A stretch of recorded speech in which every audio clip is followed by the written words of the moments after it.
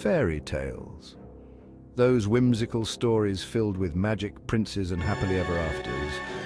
But what if I told you that many of these beloved tales have dark, even gruesome origins?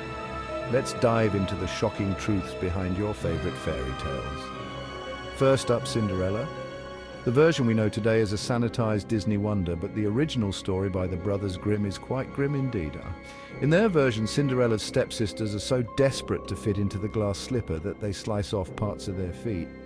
And those friendly birds you see in the movie, they actually peck out the stepsisters' eyes as punishment for their wickedness. It's charming, right?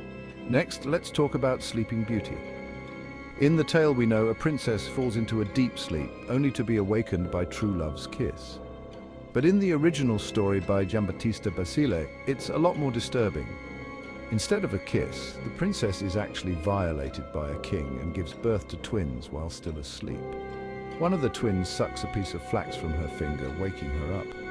Not exactly the fairy tale ending we imagine. Then we have Little Red Riding Hood.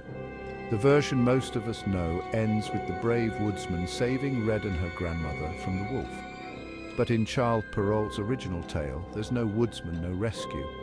Little Red and her grandmother both end up as the wolf's dinner. The moral?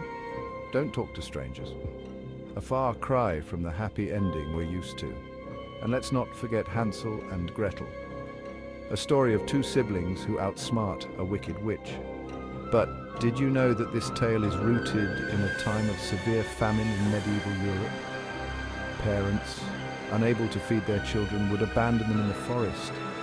The witch's cannibalistic tendencies reflect the extreme measures people took to survive. Lastly, there's The Little Mermaid. Disney's version has a happy ending, but Hans Christian Andersen's original is heartbreakingly tragic. The mermaid does not marry the prince.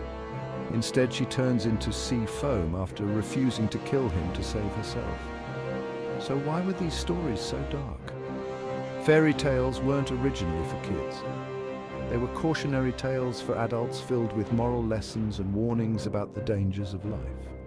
Over time, they were softened for younger audiences, but their origins remain a fascinating, if chilling, glimpse into the past. Next time you read a fairy tale, remember there's often more lurking beneath the surface than meets the eye.